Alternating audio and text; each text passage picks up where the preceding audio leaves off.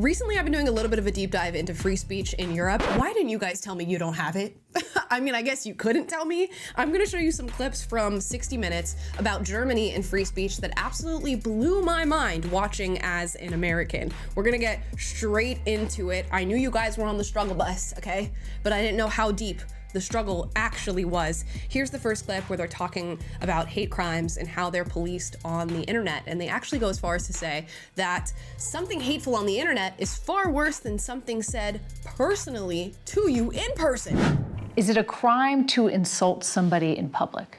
Yes. Yes, it is. And it's a crime to insult them online as well? Yes. The fine could be even higher if you insult someone in the internet. Why? Because in internet, it stays there. If we are talking here face to face, you insult me, I insult you, okay, finish. But if you're in the internet, if I insult you or a politician... That sticks around forever. Yeah. The prosecutors explain German law also prohibits the spread of malicious gossip, violent threats, and fake quotes. If somebody posts something that's not true, and then somebody else reposts it or likes it, are they committing a crime? Yeah, in the case of reposting, it is a crime as well, because the reader can't distinguish whether you just invented this or just reposted it. That's the same for us. The punishment for breaking hate speech laws can include jail time for repeat offenders. Is it a Jail time for breaking hate speech laws? Of course, it begs the question, who defines what is hate speech? Who defines what is hateful? And they're making themselves the arbiters of that decision and that definition, which is absolutely wild. Now, there are some similarities here in the US, like you can't go out and just defame somebody, and especially if you have a big platform or a big publication. Now, on a smaller level, I feel like that happens all the time in the United States and virtually nothing happens. But the fact that they're even punishing people who would repost things that they deem to be hateful or misinformation is absolutely wild. I would be scared, y'all. I'd be quaking in my boots making certain posts on the internet if I lived in Germany. And this is what you guys have to deal with on a daily basis, so much so that it can result in jail time. That is so wild. Now, that's not the only clip that we have. Here's another clip of them actually conducting a raid on a citizen for posting memes online, and CBS joined for this entire raid. It's 6:01 on a Tuesday morning, and we were with state police as they raided this apartment in northwest Germany. Hier ist die Polizei, wir müssen bitte mal mit Ihnen reden. Inside, 6 armed officers searched a suspect's home, then seized his laptop and cell phone. Prosecutors say those electronics may have been used to commit a crime. The crime, posting a racist cartoon online. At the exact same time across Germany, more than 50 similar raids played out. Part of what prosecutors say is a coordinated effort to curb online hate speech in Germany. Does this actually accomplish what they set out to accomplish? In my mind, I would think not. I think the general rule of thumb, at least here in the United States, is that bad ideas, ideas that we deem to be hateful, racist, whatever the case may be, they do need sunlight. You have to allow people to share their bad ideas. And when you don't, when you clamp down on their thoughts and their expression in this way, not only do I think does it not get rid of the actual thought process or the hate that you are trying to quell, but it actually radicalizes people. When you deem an idea or a thought too horrible to be said out loud or to be given sunlight, it actually gives more power to the idea or thought. It most certainly doesn't get rid of it. It makes people harbor it even more because you now have this power and authority that is coming to clamp down on something that somebody is thinking, whether it is right or wrong. These people then go on to find community in their ideas, and that community now has to be hidden. So they become even more radicalized, living in an echo chamber of these horrible, hateful ideas that you've deemed too bad to be heard out loud. So I can't imagine that this is going to help in actually getting rid of hate speech, whatever that means, or misinformation in any way, shape, or form. It actually makes people believe them even harder. Stop dating my mother! You know what? I'm going to start dating her even harder. Believe it or not, this is not the way to go. Now, our own Vice President, JD Vance, even responded to some of these clips that he was seeing on 60 Minutes. He says, insulting someone is not a crime and criminalizing speech is going to put real strain on European-U.S. relationships. This is Orwellian, and everyone in Europe and the U.S. must reject this lunacy. You heard it here first, folks. Well, not first, because it's the First Amendment. This is literally something that we deemed to be of the utmost importance here in the United States. And JD Vance actually went to the Munich Security Conference to talk about exactly this, the fact that Europe has been clamping down and infringing upon the right to freedom of speech. And again, it's not a right that many in Europe have, but as an American watching it, he's going, what the hell are you guys doing? We need to reverse course. This is not what the West is about. Now, he gave this speech to a room full of European leaders who were not happy with what he had to say. In fact, somebody was actually brought to tears in addressing what JD Vance promoted in his speech, which was free speech. After the speech of Vice President Vance on Friday, we have to fear that our common value base is not that common anymore. And this is the chairman of the Munich Security Conference. I've got to note that, by the way. I'm very grateful to all those European politicians that spoke out and reaffirmed the values and principles that they are defending. No one did this better than President Zelensky. Let me conclude, and this becomes difficult.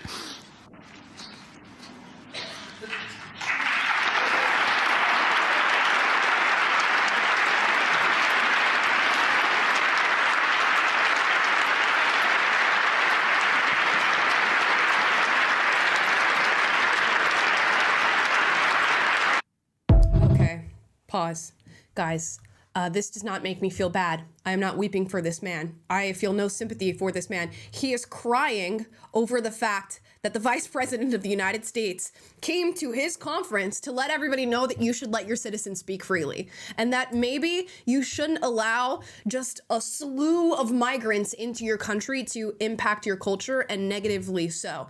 And this is the Munich Security Conference. If we look to what's been happening in Germany in the wake of all the multiculturalism, in the wake of the infringement upon free speech, it's not looking good. I can't tell you how many European citizens, Germans included, are hopping in my comment section every time we talk about Europe, saying this is such a problem and that the West is losing its way. Yet this man has the audacity to cry over the fact that somebody from the United States decided to come to his conference and let them know that maybe you should allow your citizens to speak freely, and maybe you shouldn't just let anybody, their mother, brother, and sister, into your country. That's wild, and it's crocodile tears if you ask me. But we're going to move on to another clip from the 60 Minutes special where they talk about free speech needing boundaries.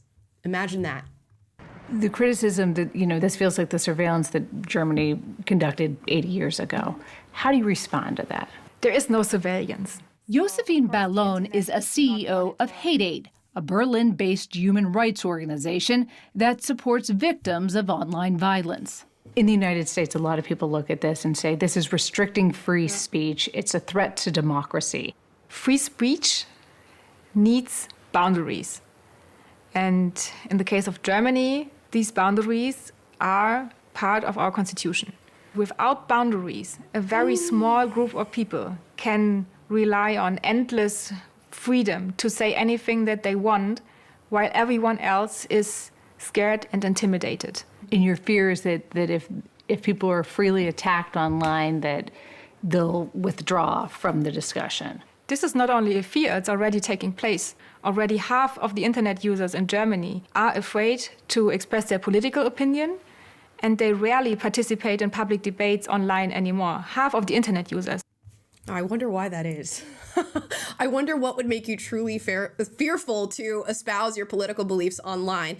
Is it the idea that a few people could disagree with it and hurl an insult or two at you that you've deemed to be hate speech? Or is it the fact that something you post online could be labeled as hateful rhetoric and literal law enforcement will show up at your door to seize your laptops, your phone, to fine you and to place you in jail? Which one is more scary, average average German citizen? You let me know in the comments down below. This is insane to me that she looked her dead in the face and said that this is something that requires boundaries. And of course, there are boundaries to free speech here in the United States. You know, the fire in the crowded theater. You can't just go up and threaten violence or incite violence against somebody else. But we are certainly trying to reverse course from clamping down on hate speech, and it's something that is necessary. I cannot stress enough how paramount free speech is to a pluralistic society. It allows us to have conversations despite what this woman is saying.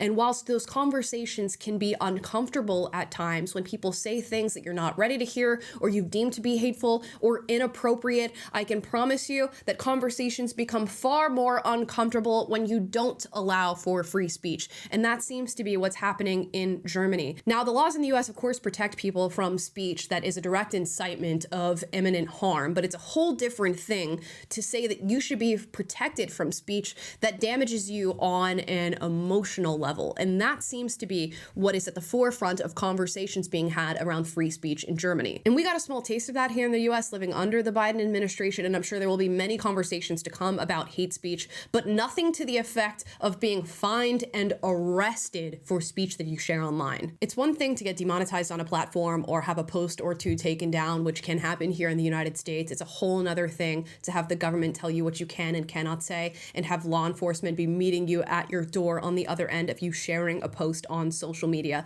And it seems like the government in Germany, and let's be honest, Europe in general, is in full force support of infringement upon free speech. We actually have this quote from the German Chancellor, Olaf Scholz, who responded to our Vice President JD Vance, saying, quote, "We should be very clear that free speech in Europe means you are not attacking others in ways that are against legislation and laws we have in our country." Which, okay, duh, we know that's what it means. It means the same thing in the United States. What we are bringing into question is the laws and legislation that you have put forward in your country that is in no way, shape, or form good for your citizens. From an American perspective, I just gotta say it. This is not something the government should be doing, and it allows just full reign of the government to do whatever it is they want and tell you to do whatever it is you want. We can use the example, if it's not hitting for you guys yet, of immigration. The rampant mass migration problem that we are experiencing in the West in general